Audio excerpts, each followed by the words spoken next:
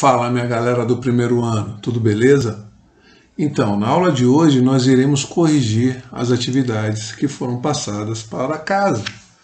Peço a todos que tenham em mãos o módulo 3, no capítulo 7, iremos corrigir as páginas 16 e 17, depois vamos dar sequência nas outras atividades. Tudo bem? Então, bom dia a todos. Vou dar um tempinho para vocês pegarem lápis, borracha e o módulo. Beleza? Estou aguardando aqui um pouquinho.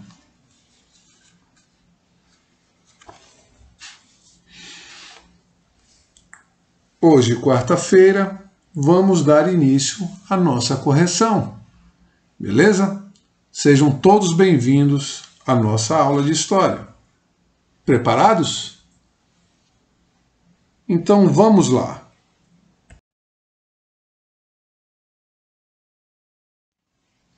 Primeira questão, página 16. Os principais mecenas renascentistas eram também governantes. Com base nessa afirmação, faça o que se pede. Letra A.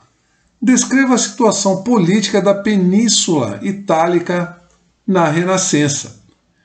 Então, meus queridos, preste muita atenção, mas preste muita atenção mesmo, pois a Itália, ela tornou-se um Estado nacional em 1870. E essa região da Península Itálica era composta por uma série de estados que se organizavam de formas diferentes. E o seu poder era descentralizado. Irei destacar o desenvolvimento de alguns estados, como Florença, Roma e Veneza. Ok? Alguma dúvida? Lembrando que eu vou deixar o dispositivo, Qualquer dúvida é só enviar por aqui, pelo Professos, que eu responderei. Beleza? Letra B. Analise a relação existente na época entre a política e o patrocínio cultural. Falamos dos mecenas, não é isso? Pois bem, o patrocínio ou financiamento de obras arquitetônicas ou de obras de artes demonstrava um certo poder econômico, pois os mecenas, quanto mais patrocinavam, mais prestígio eles teriam. Entendido? Alguma dúvida? Qualquer coisa é só mandar aqui pelo Professos. Questão 2. Alô, primeiro ano. Defina os conceitos históricos a seguir, relacionando-os no tempo e no espaço. Letra A. Renascimento comercial e urbano. Pois bem, galera, foi no século XI, durante a Idade Média ainda, que a crise do feudalismo irá florescer os estados e o fortalecimento de uma burguesia urbana. Falamos isso na aula. Com o acúmulo de capital. Desta forma, os seus efeitos ainda serão sentidos no Renascimento. Beleza? Letra B. Renascimento artístico e cultural. Gente, isso nós falamos, que foi diante o fortalecimento econômico das cidades e estados italianos e europeus, que foram quando? No século XV e XVI. Beleza? Pois bem, questão 3.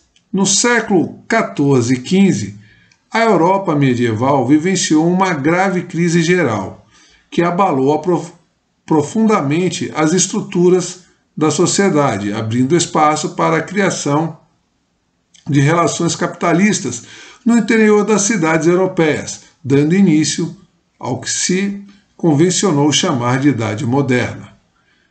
Dentre as alternativas abaixo, assinale a que não caracteriza os efeitos de transição da Idade Média para a Idade Moderna. Então eu quero a falsa.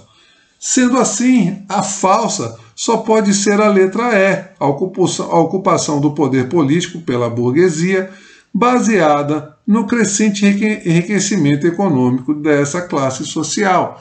Gente, a burguesia irá se fortalecer, mas ela vai fazer uma aliança com o rei. Está lá na nossa aula. Beleza? Pois bem, questão 4. Vamos na questão 4 da página 16. O movimento em direção à modernidade, iniciado pela Renascença, foi significativamente acelerado pela Revolução Científica no século XVII. A Revolução Científica destruiu a cosmologia medieval e estabeleceu o método científico, a observação, a experimentação rigorosa e sistemática, como meio essencial de desvendar os segredos da natureza. Pois bem, a afirmação do texto relaciona-se ao quê? Só pode ser ao renascimento científico europeu, que introduziu novas concepções relativas, dentre outras, o heliocentrismo, a anatomia humana, as operações matemáticas decimais e a produção de textos. Bom, falamos disso na aula sobre o Renascimento, então só pode ser a letra A. Questão 5. No contexto do Renascimento, os valores modernos, burgueses, ganham destaque, como o humanismo, o naturalismo e o individualismo. Falamos sobre isso na aula. Analise as principais características do humanismo. Gente, é claro, uma das principais características do humanismo está no antropocentrismo, ou seja, o homem como centro do universo, valorização total do homem. Beleza? Alguma dúvida? Vamos lá, questão 5. Leonardo da Vinci analisou a anatomia humana durante toda a sua vida. Considerava que a natureza havia criado todas as coisas visíveis que poderiam tornar-se pintura. Escrevendo sobre o horror de cadáveres esquartejados, com os quais costumava passar noites, Da Vinci diz que de nada lhe serviam caso não soubesse também desenhar perfeitamente a dissecação dos corpos que deveriam ser acompanhados por um conhecimento da perspectiva, dos métodos de demonstração geométrica, do método do cálculo de força e de poder dos músculos. A pintura deveria levar em conta os fenômenos naturais, a estrutura das coisas, o mecanismo dos corpos. O texto refere-se a 3 características centrais do Renascimento cultural nos séculos XV e XVI. Então, quais seriam as 3 características? Está falando aí, da vivência de Leonardo da Vinci, aonde nós vimos que eu falei para vocês que eles tinham que saber o funcionamento dos tendões, dos músculos, eles tinham que abrir os cadáveres e descobrir a anatomia humana. Então só poderia ser a letra C, o experimentalismo, a pesquisa científica e a valorização do homem. Beleza? Então, estamos na questão 6 da página 17, é a letra C. Questão 7. Em relação à história da Europa moderna, assinale a alternativa correta. Pois bem, gente, a alternativa correta é a letra E, a difusão da imprensa. Nós vimos isso com Gutenberg, não é isso? A partir do século XV, foi importante para o desenvolvimento de novas práticas culturais, onde ideias renascentistas e humanistas, irão longe. Vamos agora para a página 21. Vou aguardar um pouquinho. E eu nem pulei as páginas. Putz, peço desculpas. A página 21, galera, eu vou ler a questão. Está aqui. Os historiadores fazem distinção entre o período medieval e a modernidade na Europa Ocidental. As imagens a seguir evidenciam essa nova concepção de mundo, características da modernidade. Temos a primeira imagem, Sistema Copérnico, de Andreas Cellarius, e na imagem 2, O Homem Vitruviano, de Leonardo da Vinci. Essas imagens remetem a aspectos da mentalidade do mundo moderno, que eram caracterizados como, vejam só, a letra que mais corresponde a essas imagens só pode ser a letra C, por um esquema do universo baseado no modelo heliocêntrico, né, e por uma exaltação das capacidades humanas para chegar à verdade. Ou seja, olha aqui o homem vitruviano e veja aqui, sistema copérnico. Tá vendo? Baseado no modelo heliocêntrico. Questão 9. A renovação literária que se verifica no norte da Itália no século XIV, com as obras de Dante de Alighieri de 1265 a 1321, Francesco Petrarca, falamos isso, Giovanni Boccaccio de 1313 a 1375, é considerado um marco para o chamado Renascimento cultural, produzindo obras de transição para a cultura renascentista. Esses autores não ignoravam a temática religiosa. Eles não ignoravam. Beleza? Pois bem, questão 10. O olhar que os europeus tinham sobre o mundo medieval mudou com o advento do chamado mundo moderno, devido à inserção de novos elementos, tais como só pode ser a descoberta do novo mundo, a presença de novos atores sociais, como a burguesia, e a utilização da bússola, da pólvora e da imprensa. Beleza, galera?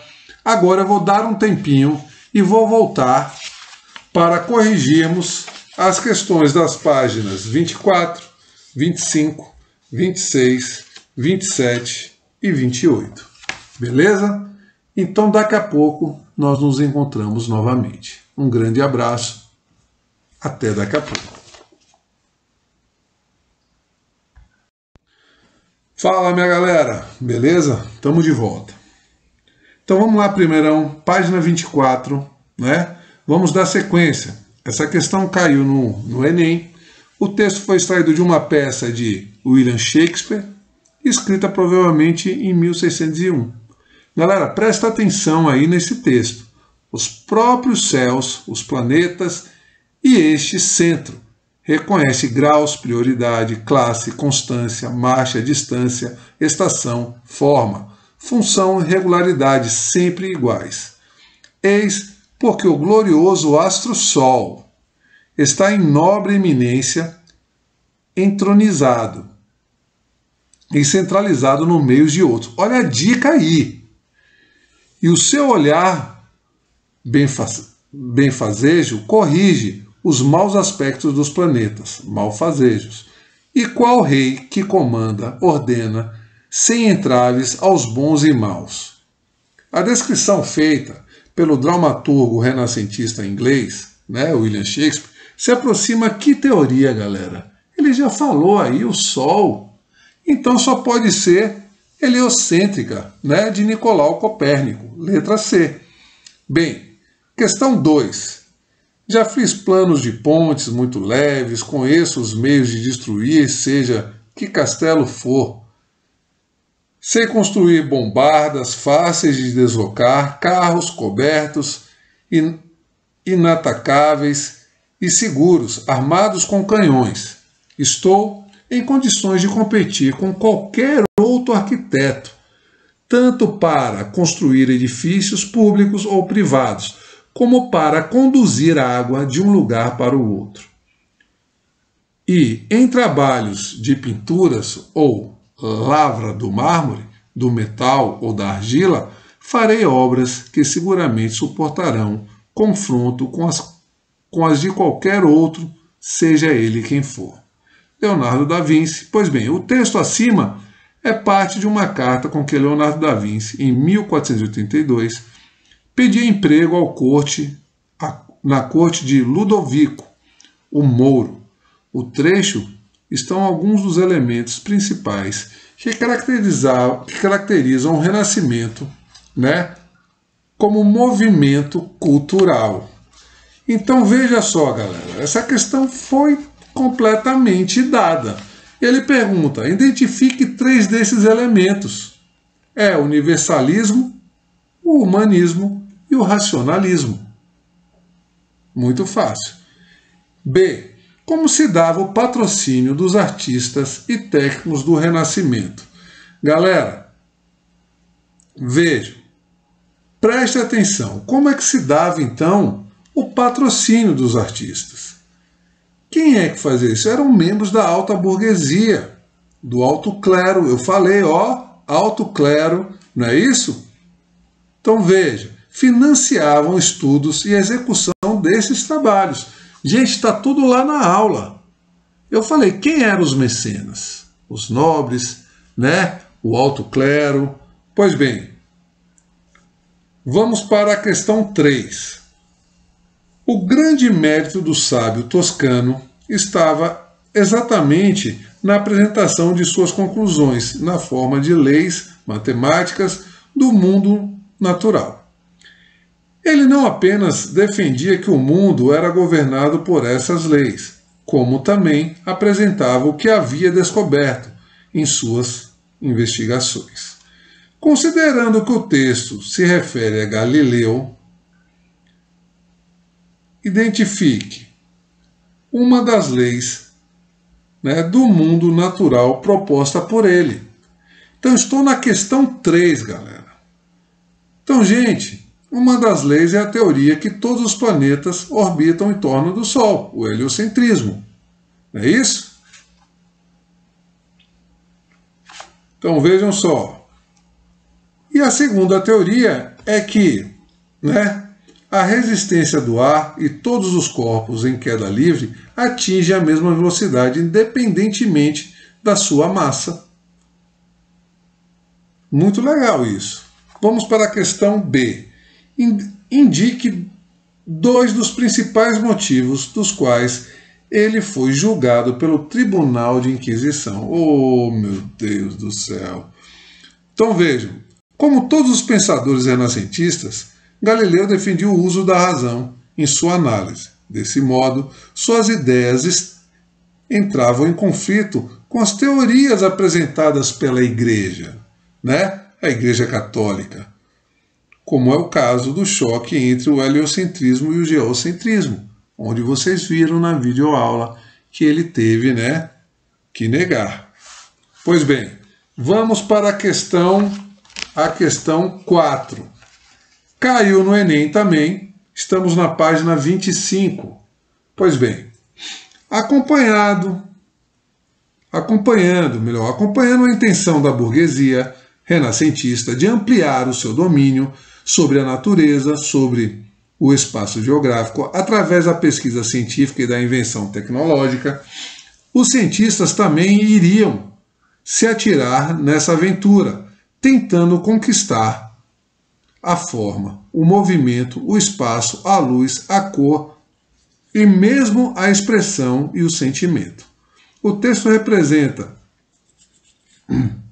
o espírito da época, que afetou também a produção artística, marcada pela constante relação entre o quê? A ciência e a arte. Só pode ser a letra B.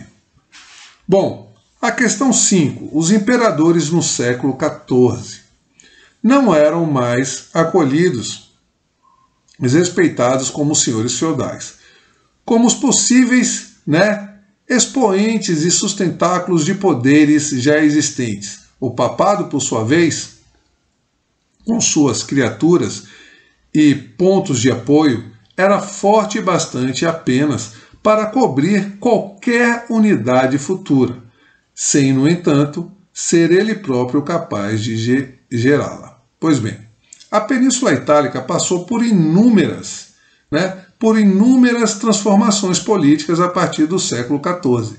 Surgiu um novo tipo de soberania política, diferente da sustentada pela Igreja Cristã. O trecho de Jacob retrata o quê? Ele retrata crises econômicas, sociais, associadas à consolidação do feudalismo na Europa Ocidental no século XIV. Então só pode ser a letra B, senhoras e senhores. Vamos ver aqui essa imagem na questão 6.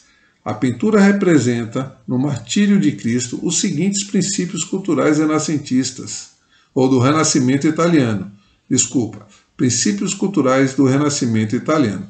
Então só pode ser a disposição da figura de Cristo em perspectiva geométrica e o conteúdo realista da composição.